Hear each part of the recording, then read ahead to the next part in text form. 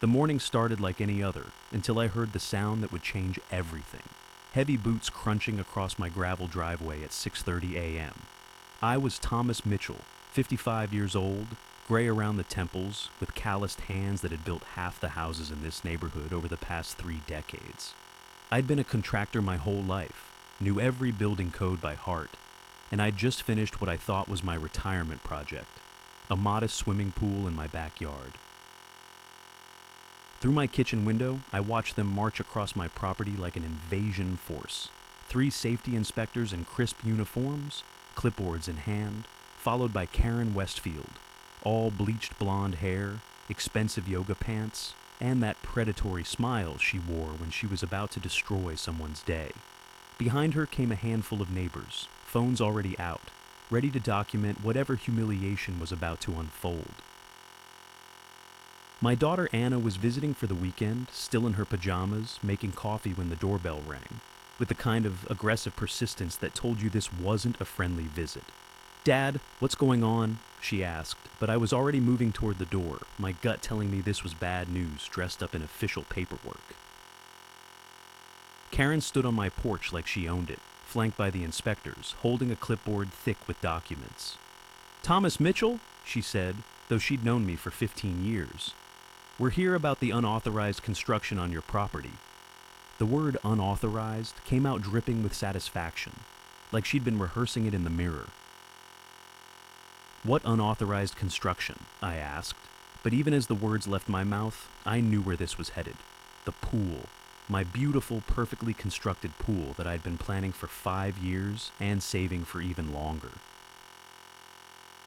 "This pool was built without proper permits," one of the inspectors said, consulting his clipboard. "No permits were filed with the city, and no approval was granted by the homeowner association. This constitutes a violation of both municipal code and association bylaws." I felt my world tilt sideways. I checked with the city. I called 3 times. They told me a pool under certain dimensions didn't require permits if it met specific criteria. My voice was steady, but inside, panic was starting to claw at my chest. Karen's smile widened. "Well, you were misinformed, and regardless of city requirements, all construction in this neighborhood requires homeowner association approval, which you didn't seek." She held up a thick packet of papers. "This is a formal violation notice. You have 30 days to remove the pool or face escalating fines." The neighbors had gathered on my lawn now, a small crowd with their phones pointed at me like weapons. I recognized most of them, people I'd helped with their own construction projects over the years, people I'd considered friends. Now they were watching my humiliation with the hungry expressions of spectators at a car crash. "Remove it?" The words came out like a croak. "Do you have any idea what that pool cost me? What it took to build it?" "Should have thought of that before you decided to ignore the rules," Karen said, and there was genuine pleasure in her voice. "The homeowner association exists to maintain property values and community standards. When residents like you decide to act unilaterally, it affects everyone." Anna appeared at my shoulder, still in her pajamas, but with fire in her eyes. "This is ridiculous. My dad has been building in this town longer than most of you have lived here. If there was a problem with permits, it's because someone at the city screwed up." "Your father is responsible for knowing the rules," Karen replied, not even looking at Anna. "Ignorance isn't an excuse." She turned back to me. 30 days, Mr. Mitchell. Remove the pool, or we'll be forced to take legal action." As they walked away, Karen paused just long enough to add, "Oh, and there's a $5,000 fine for the initial violation. That's due immediately." She handed me another paper, this one stamped with official seals and threatening language about liens and property seizures. I stood there on my porch, watching them retreat across my lawn like a conquering army, while my neighbors continued filming and whispering among themselves. The morning sun was shining down on my pool, the water sparkling blue and perfect, and all I could think about was how I'd saved for years to build this thing, how I'd planned every detail, how I'd imagined spending my retirement mornings floating in those calm waters. "Dad!" Anna's voice seemed to come from far away. "Dad, are you okay?" I wasn't okay. I was 55 years old. I'd worked hard my entire life. And some power-hungry woman with too much time on her hands was trying to destroy the one thing I'd built for myself. But as I looked at that pool, something hardened inside me. I'd built it with my own hands, every pipe and tile perfectly placed. I'd be damned if I was going to let them take it away without a fight. The first hint of what was coming happened that afternoon when my old friend Fred Kowalski stopped by. Fred was 60, built like a barrel, with a gray beard and eyes that had seen too much. We'd known each other since high school, worked construction together for years before he'd moved into auto repair. He was one of the few people in town who wasn't afraid of Karen Westfield, mainly because he didn't live in our neighborhood and didn't have to deal with the homeowner association's endless rules and petty tyrannies.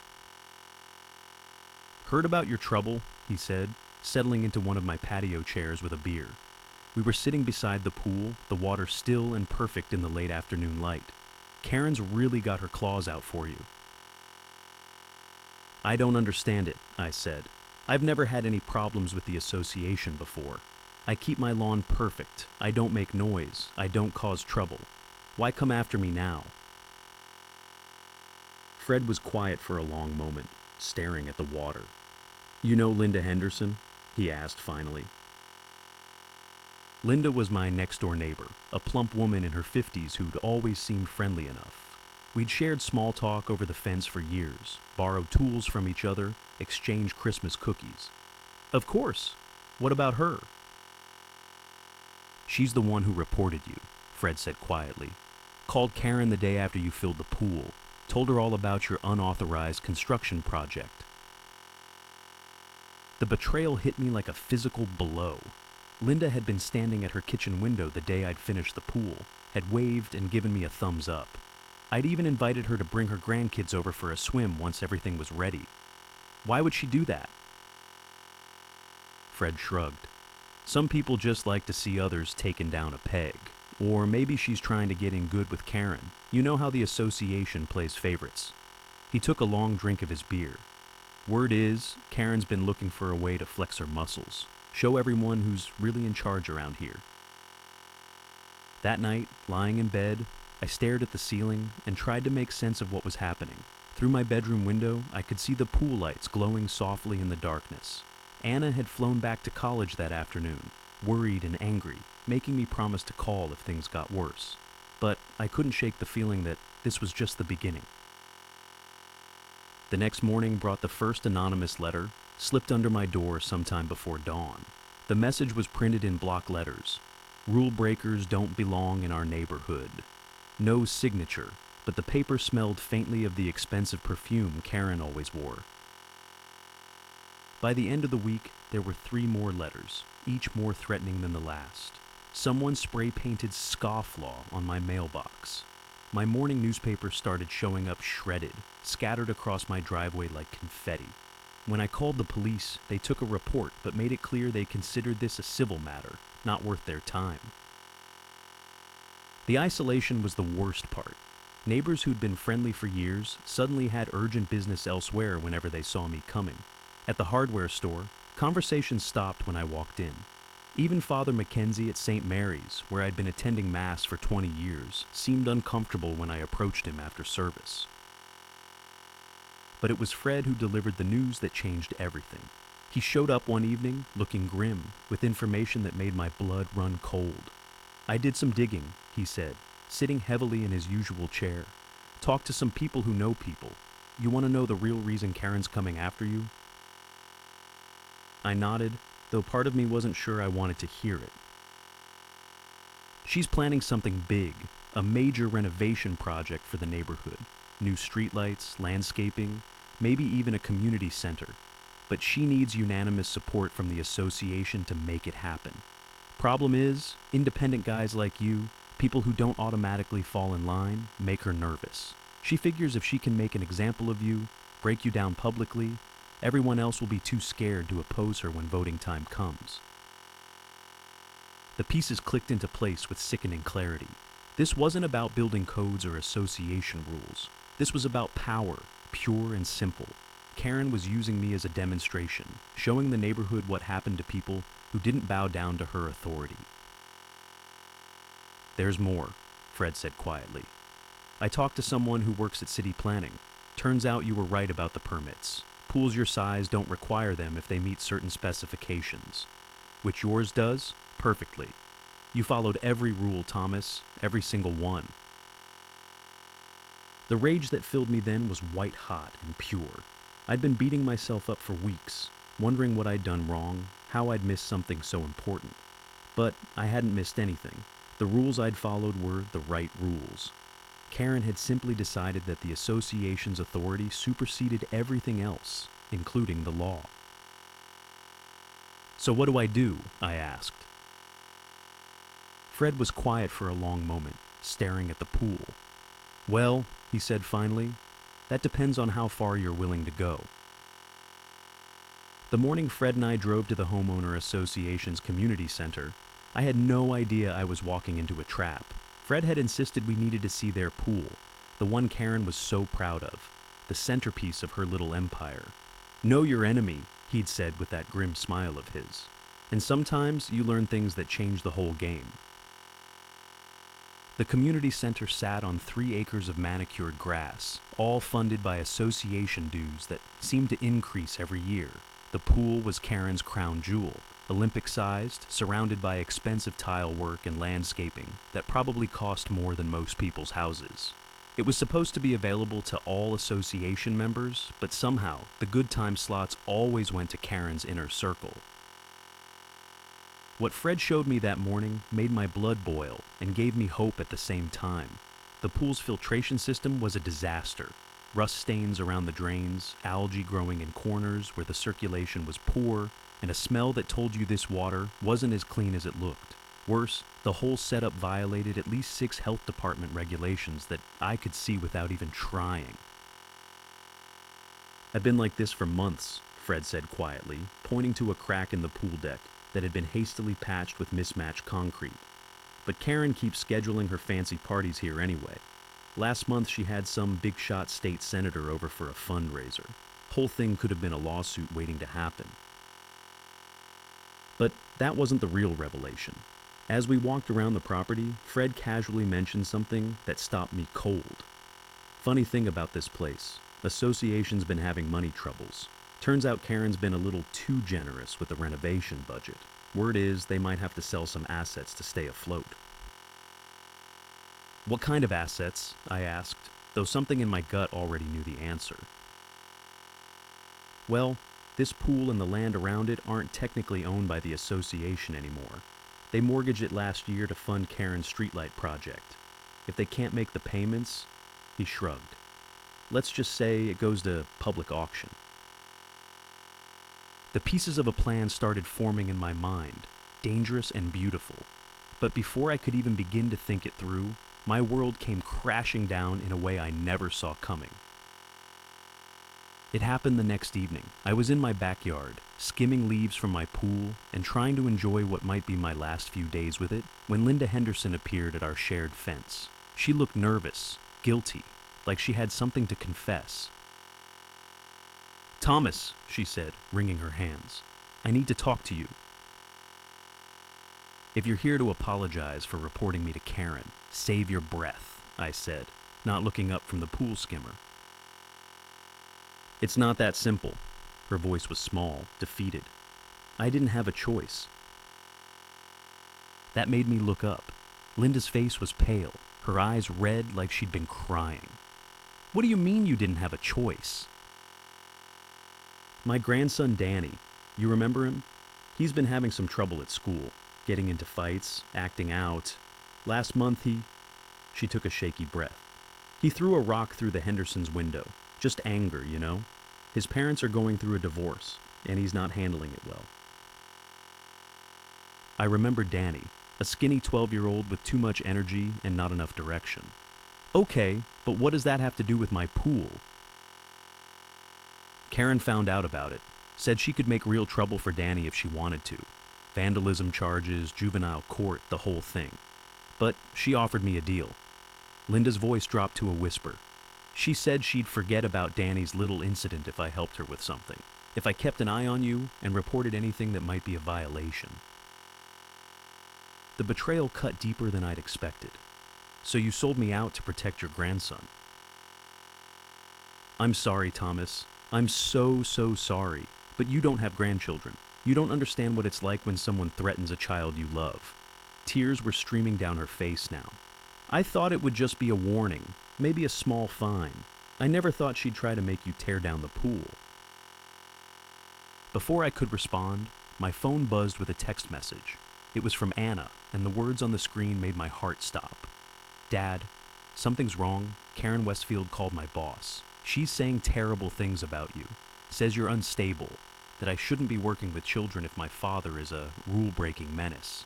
Dad, I might lose my job. Anna worked at a prestigious private school in Boston, a job she'd worked years to get. It was her dream position, teaching art to kids who actually wanted to learn. And now, Karen was trying to destroy that too, reaching across state lines to hurt my daughter because she couldn't break me any other way.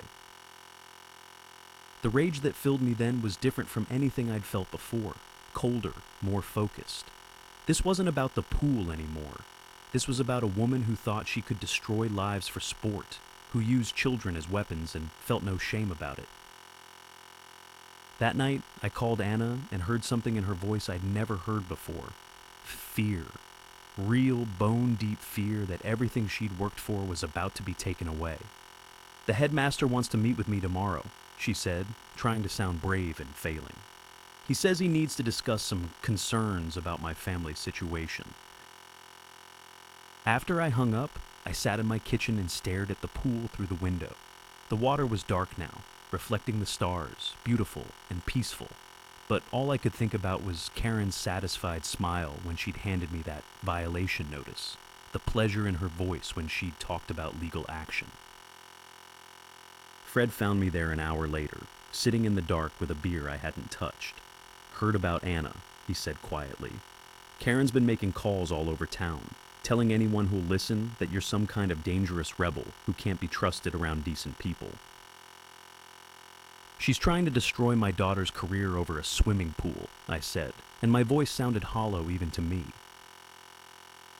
No, Fred said, settling into the chair across from me. She's trying to destroy your daughter's career because you won't bow down to her. There's a difference. He was quiet for a moment, then leaned forward. Question is, what are you going to do about it? I looked out at my pool, then back at Fred. Tell me more about that auction. The next morning brought news that changed everything. Matt Brennan, a neighbor I'd barely spoken to in years, showed up at my door with what looked like a peace offering, coffee and donuts from the bakery downtown. Matt was younger than me, maybe 40, with the soft look of someone who'd never done real physical work. He'd always struck me as the type who went along to get along, never making waves, never taking sides. Thomas, he said, holding up the pastry box like a white flag. I heard about your troubles with the association. I think maybe we can help each other. Help each other how? I asked, but I let him in because I was desperate for any kind of ally. Look, I know Karen comes across as tough, but she's not as powerful as she pretends to be. There are people in the neighborhood who are getting tired of her act. The constant rules, the increasing fees, the way she treats anyone who questions her. He set the coffee down on my kitchen table. What if I told you there was a way to fight back, to show everyone what she's really like? The plan he outlined sounded almost too good to be true. Matt claimed he had access to Karen's emails, could document her threats and manipulations. He wanted to create a video exposing her tactics, something that would go viral and destroy her credibility once and for all. All I need is your help setting up the situation, he said. Get her to say something particularly nasty on camera, and we'll have her. It should have felt like salvation, but something about Matt's eagerness made me uncomfortable. Still, with Anna's job on the line and my pool days away from destruction, I felt like I didn't have a choice. That afternoon, we set up the trap. Matt positioned himself with a hidden camera while I confronted Karen at the community center, making sure to push her buttons, to get her angry enough to say something damaging, and she did. Called me a selfish old man who thinks the rules don't apply to him, and made some particularly nasty comments about Anna that would have looked terrible if they'd been made public. But when I went to Matt's house that evening to see the footage, I found him sitting at his computer with a sick smile on his face. "You know, Thomas, this video is really something. Karen looks absolutely terrible. But you look pretty bad too. Aggressive, confrontational, like maybe you really are the problem here." The betrayal hit me like a physical blow. "What are you saying?" "I'm saying Karen made me a better offer. See, she doesn't just want to discredit you. She wants to destroy you completely. And this video, edited the right way, shows you harassing a nice lady who's just trying to do her job." His smile widened. "She's going to use it to get a restraining order against you. And once you're officially labeled as a threat to community safety, well, let's just say your problems are going to get a lot worse." I stood there in Matt's living room, watching him upload the edited video to his computer, and realized I'd been played from the beginning. Karen hadn't just been targeting me randomly, she'd been orchestrating a careful campaign to destroy me, using my neighbors as weapons, turning people I'd trusted into enemies. Walking home through the gathering darkness, I felt older than my 55 years. My pool sat in my backyard, like a monument to my own stupidity. And somewhere across town, Karen was probably celebrating another victory in her campaign to prove that she could break anyone who dared to challenge her authority.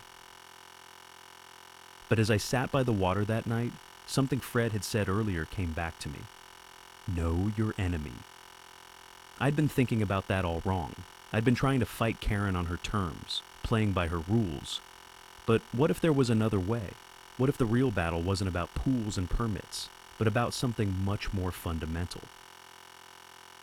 That's when I remembered what Fred had told me about the community center mortgage, and a plan began to form in my mind. Dangerous, probably crazy, but with the kind of poetic justice that might actually work. The morning I discovered the truth about the community center auction, I was sitting in Fred's auto shop, drinking coffee that could strip paint and trying to figure out how to salvage what was left of my life. Anna had called the night before to tell me she'd been suspended pending the school's investigation into my character issues. Matt's edited video was already making rounds on neighborhood social media, painting me as an unhinged man harassing a dedicated community volunteer. "There's something else you need to know," Fred said, sliding a folder across his workbench. "I did some more digging into this auction business. Turns out it's not just the community center that's in trouble, it's the whole association." Inside the folder were copies of financial documents that Fred had somehow acquired through his network of contacts. The numbers told a story of gross mismanagement and borderline fraud. Karen hadn't just mortgaged the community center. She'd been borrowing against association assets for months, funding her pet projects with money that didn't exist. "The auction's in 2 weeks," Fred continued. "Everything goes up for sale. The community center, the pool, even the little parcels of land they've been using for landscaping. And here's the beautiful part. Because it's a distressed sale, the minimum bids are ridiculously low."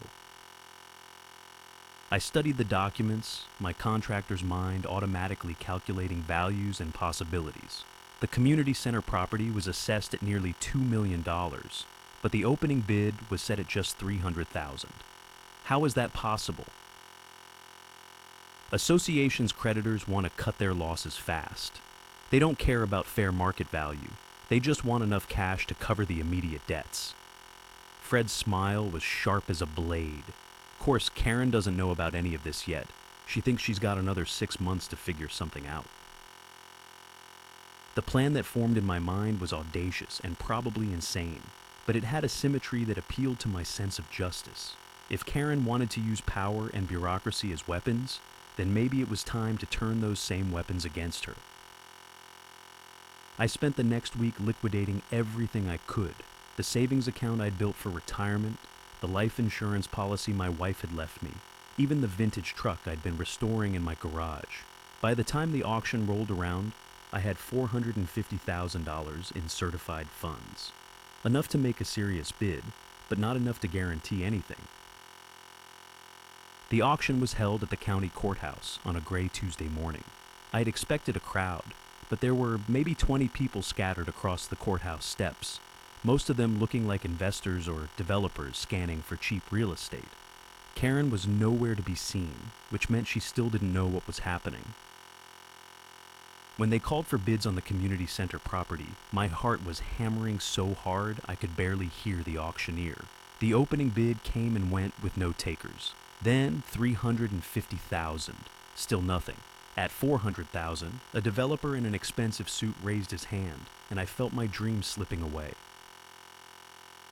$425,000, I called out, my voice steadier than I felt. The developer looked annoyed but nodded to the auctioneer. $450. Yes, $475, I countered, pushing close to my limit. There was a long pause. The developer was studying me now, probably wondering why some old contractor was willing to pay premium prices for a distressed property. Finally, he shook his head and stepped back. Going once at $475,000, the auctioneer called. Going twice. The gavel came down with a sound like thunder, and suddenly I owned the property that had been the crown jewel of Karen's little empire. The community center, the pool, and 3 acres of prime real estate were mine. I drove home in a daze, the deed burning like fire in my jacket pocket. My phone had been buzzing constantly since the auction ended. Word travels fast in a small town, but I wasn't ready to face the consequences yet. I needed time to think, to plan my next move carefully. That evening, as I sat by my own pool watching the sun set, Karen finally appeared. She came across my yard like an avenging angel, her face flushed with rage, her carefully maintained composure completely shattered. "What have you done?" she screamed, not caring who might hear. "Do you have any idea what you've just destroyed?" "I bought some property at a legal auction," I said calmly. "Same as anyone else could have done." "That community center belongs to the neighborhood. It's been our gathering place for 15 years. Her voice was shrill now, desperate. "You can't just steal it." "I didn't steal anything. Your association mortgaged it to pay for your pet projects, couldn't make the payments, and lost it fair and square." I stood up, feeling calmer than I had in weeks. "But here's the thing, Karen. I'm not unreasonable. I'm willing to discuss terms." She stopped shouting, sensing that I had something in mind. "What kind of terms?" "At first, you're going to call Anna's school and retract every lie you told them about me. You're going to apologize for any confusion and make it clear that you acted out of personal spite, not legitimate concern." Her face went white. "I can't do that. It would ruin my credibility." "Your credibility was ruined the moment you decided to use a child as a weapon against her grandfather," I said. "Second, you're going to publicly acknowledge that my pool was built in full compliance with all applicable laws and regulations. The association's harassment of me stops immediately." "And if I do all that?" she asked through gritted teeth.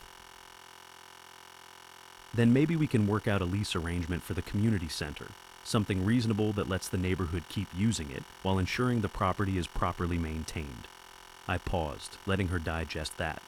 "Of course, any future lease would be contingent on your complete removal from association leadership."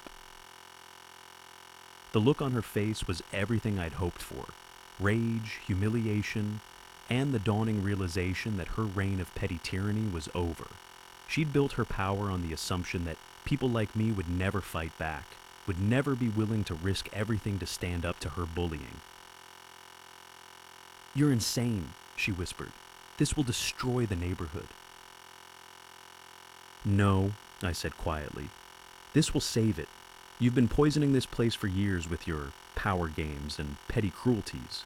Maybe now people can go back to being neighbors instead of subjects in your little kingdom." She left without another word, but I knew she'd be back. People like Karen don't give up power easily. But for the first time in weeks, I felt like I could breathe again. The next morning brought a parade of visitors. Linda Henderson was first, standing at my door with tears in her eyes and a casserole in her hands. "I heard what you did," she said.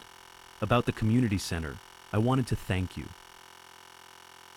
"Thank me?" "For not shutting it down out of spite, for giving us a chance to keep it." She set the casserole on my porch table. "And I wanted you to know, several of us are talking about starting a petition to remove Karen from the association board. After everything that's happened, people are finally seeing what she really is." Fred arrived an hour later with a six-pack of beer and the biggest grin I'd seen from him in years. "You magnificent bastard," he said, settling into his usual chair by the pool. "You actually did it. You beat her at her own game." "It's not over yet," I warned him. "She's not going to give up without a fight." "Maybe not. But you've got something she never had. The respect of people who actually matter. Half the neighborhood's been calling me this morning, wanting to know how they can help." That afternoon, Anna called from Boston. Her voice was lighter than it had been in weeks. "Dad, I don't know what you said to that woman, but she called the headmaster this morning, practically groveled, saying she'd been misinformed about your character, and that I was an exemplary teacher who deserved the school's full support." "So you're keeping your job?" "Better than that. The headmaster was so appalled by the whole situation that he's giving me a raise and a promotion. Apparently, he doesn't appreciate people trying to manipulate his hiring decisions through malicious gossip." 2 weeks later, the association held an emergency meeting to vote on new leadership. I didn't attend. I'd made my point and didn't need to gloat. But Fred was there, and he filled me in later over beers by my pool. "Karen tried to rally support, claimed you were holding the community center hostage," he said. "But nobody was buying it. Too many people had their own stories about her bullying tactics. The vote wasn't even close. She's out, completely." The new association leadership was more reasonable. We worked out a fair lease for the community center that covered maintenance costs while keeping it accessible to neighborhood families. I even agreed to host the annual summer barbecue in my backyard, letting people enjoy both pools, the community one and my own. But the real victory wasn't in defeating Karen or keeping my pool. It was in the quiet evening moments when I could float in the water I'd built with my own hands, watching the stars come out over a neighborhood that felt like home again. The pool had cost me more than money. It had cost me some of my faith in human nature, some of my trust in the community I'd helped build. But it had also taught me something valuable. That sometimes the only way to deal with a bully is to hit back harder than they ever expected. Not with violence or cruelty, but with the same tools they use against others: power, money, and the patient application of consequences. My phone buzzed with a text from Anna. "Proud of you, Dad. Can't wait to swim in that pool again this summer." I smiled and slipped the phone back into my pocket, then let myself sink deeper into the warm water. Tomorrow, there would be other challenges, other battles to fight. But tonight, floating under the stars in my perfectly legal, absolutely authorized swimming pool, I was exactly where I belonged. The water was perfect,